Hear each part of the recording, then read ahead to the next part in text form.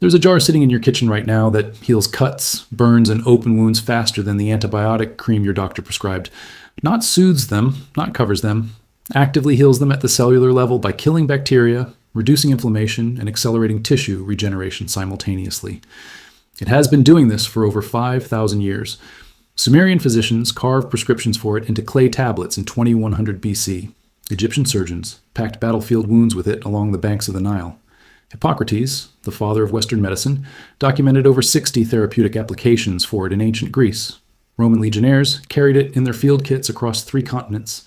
And in 2007, the United States Food and Drug Administration officially approved a medical product based entirely on this substance for use in American hospitals.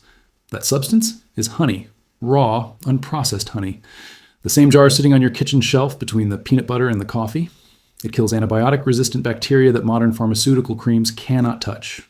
Peer-reviewed studies published in the most respected medical journals on earth have confirmed it outperforms standard wound care products in healing speed, infection prevention, and scar reduction. And it costs absolutely nothing if you already own a jar. They did not stop teaching this because it failed. They stopped because a $0 wound treatment sitting in every kitchen in America cannot sustain a $20 billion pharmaceutical wound care industry. This is the story of the most effective wound healer ever documented by science, and the one the pharmaceutical industry prays you never pull off your shelf. Welcome to Asian Guy Explained. If these stories matter to you, hit subscribe and the bell. This is where we dig up what the industry buried. Now, let me take you back to where medicine and honey first intersected. The oldest known medical document referencing honey as a wound treatment is a Sumerian clay tablet dating to approximately 2100 BC. The tablet prescribes a mixture of honey and river dust applied directly to open wounds. That is a 4,000-year-old prescription, written in cuneiform by a civilization that had not yet invented the wheel for chariots, but already understood that honey prevents wound infection. 500 years later, Egyptian physicians documented honey-based wound treatments in the Edwin Smith Papyrus, one of the oldest surgical texts in human existence, dating to approximately 1600 BC. The papyrus describes applying honey mixed with grease and plant fiber directly to battle wounds and severe burns. Egyptian embalmers used honey in the mummification process, specifically because they observed that organic tissue submerged in honey did not decay. They did not know the chemistry, they knew the result. In ancient India, Ayurvedic physicians prescribed honey for wound cleaning and burn treatment in texts dating back over 3,000 years. The Sushruta Samhita, one of the foundational documents of surgical medicine, describes honey application for deep tissue wounds and post-surgical incisions. In ancient Greece, Hippocrates himself documented using honey to treat open sores, skin ulcers, and burn injuries around 400 BC. He described honey as a substance that cleans wounds and reduces inflammation while promoting healthy tissue growth. Aristotle wrote about honey's preservative qualities and its ability to prevent putrefaction of organic matter. Roman military physicians carried honey in battlefield medical kits and applied it to sword wounds and arrow injuries across campaigns spanning from Britain to Mesopotamia.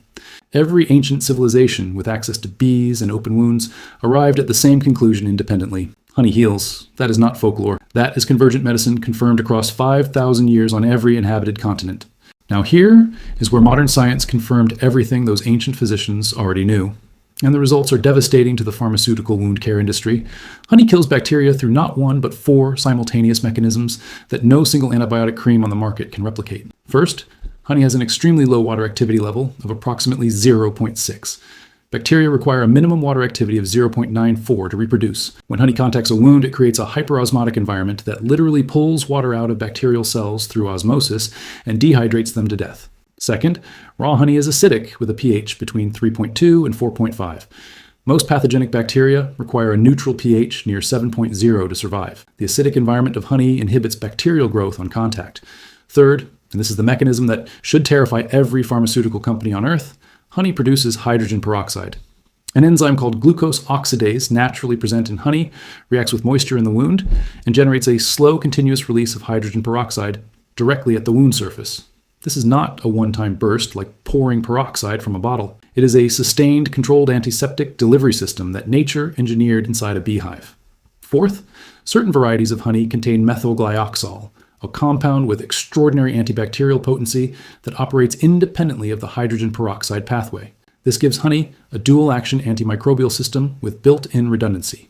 A study published in the Journal of the Royal Society of Medicine found that honey effectively killed methicillin-resistant Staphylococcus aureus, better known as MRSA, one of the most dangerous antibiotic-resistant bacteria in the world, the same superbug that has rendered multiple pharmaceutical antibiotics useless, was eliminated by honey in laboratory conditions. Researchers at the University of Wales, Institute Cardiff, tested honey against over 60 species of bacteria, including E. coli and Pseudomonas aeruginosa, and found that no bacterial species tested showed resistance to honey's antimicrobial action. No resistance. After 5,000 years of continuous use across every continent, not a single bacterial species on Earth has evolved a defense against honey. Compare that to pharmaceutical antibiotics, where resistance develops within years of a new drug hitting the market. A 2015 meta-analysis published in the Cochrane Database of Systematic Reviews, one of the most rigorous evidence review systems in medicine, analyzed 26 clinical trials involving over 3,000 patients and concluded that honey dressings heal partial thickness, burns faster than conventional silver sulfadiazine cream and the standard hospital burn treatment worldwide, faster healing, less scarring, less infection, from a substance that costs nothing from your kitchen shelf. So why does every pharmacy in America dedicate an entire aisle to Neosporin, bacitracin, silver sulfadiazine, and branded wound care products, while raw honey sits in the grocery section with no medical label whatsoever? Because the global wound care market generates over $20 billion in annual revenue. The topical antibiotic cream segment alone is worth over $4 billion. Every tube of Neosporin, every prescription for silver sulfadiazine, every hospital wound dressing kit, every branded bandage infused with pharmaceutical compounds generates revenue that flows to corporations with shareholders and quarterly targets. A jar of honey from a grocery store costs $3 to $5 and contains enough product to treat dozens of wounds over months or years. You cannot build a pharmaceutical empire around something bees manufacture for free. You cannot patent a wound treatment that has existed for 5,000 years. You cannot justify a $20 tube of antibiotic cream when a kitchen staple outperforms it in peer-reviewed clinical trials. And you absolutely cannot charge hospitals $15 per single-use wound dressing packet when a tablespoon of raw honey achieves the same or better clinical outcome. In 2007, the FDA approved MediHoney, a medical-grade honey product derived from Manuka honey, for use in clinical wound care settings in the United States. The product is essentially sterilized honey in medical packaging. Hospitals now pay premium prices for individually wrapped honey-based dressings that contain the same reactive chemistry found in any jar of raw honey at the grocery store. The pharmaceutical industry did what it always does. It took a free natural substance, wrapped it in clinical packaging, gave it a proprietary name, and sold it back to the medical system at hundreds of times the raw material cost.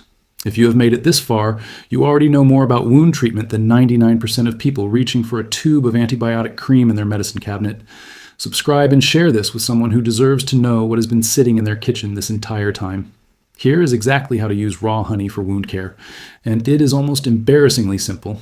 Start with raw, unprocessed honey. The label should say raw. Pasteurized honey has been heated to temperatures that destroy the glucose oxidase enzyme responsible for hydrogen peroxide production. Raw honey retains all of its antimicrobial properties intact. Clean the wound gently with clean water to remove any visible dirt or debris. Apply a generous layer of raw honey directly onto the wound surface, covering the entire injured area completely. Cover the honey-coated wound with a clean bandage or sterile gauze to keep the honey in place and protect the area from contamination. Change the dressing and reapply fresh honey every 12 to 24 hours. Each application delivers a fresh supply of antimicrobial compounds directly to the wound bed. For minor cuts, scrapes, and abrasions, you will notice reduced redness and faster scabbing within the first 24 hours.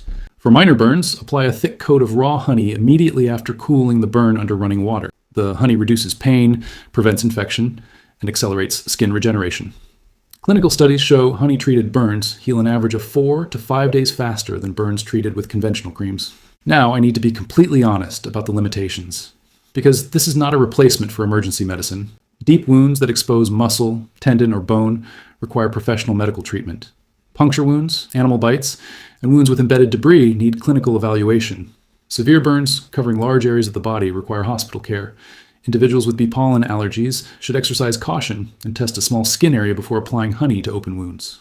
Honey should not be given orally to children under 1 year of age due to the risk of infant botulism. And while raw grocery store honey is effective for minor wound care, medical-grade honey products offer an additional layer of sterility for clinical settings. The limitations are real, and they matter in serious medical situations. But for the vast majority of everyday cuts, scrapes, minor burns, and skin abrasions that send millions of people reaching for a tube of Neosporin every year, raw honey is not a folk remedy. It is a 5,000-year-old clinically validated wound treatment that outperforms pharmaceutical alternatives in peer-reviewed head-to-head trials. This knowledge did not disappear because it stopped working. It disappeared because a $0 jar in your kitchen made a $20 billion wound care industry unnecessary for every minor injury you will ever treat at home. For 5,000 years, humans healed wounds with honey. Sumerian physicians knew it. Egyptian surgeons knew it. Hippocrates knew it. Roman field medics knew it. Your great-grandmother knew it. And then a television commercial told you to buy a $4 tube of petroleum jelly mixed with trace antibiotics instead. The chemistry never changed. Glucose oxidase still produces hydrogen peroxide. The osmotic action still dehydrates bacteria. The pH still inhibits pathogen growth. Honey still heals. The only thing that changed was who controlled the story. Now you control it. If this changed how you look at that jar sitting on your kitchen shelf, subscribe and share this video right now. Every share sends this knowledge to someone the pharmaceutical wound care industry prayed would never find it. Every subscription keeps this channel digging into vaults they thought were sealed shut forever. The next vault opens soon, and what is buried inside that one is even heavier than what you heard today.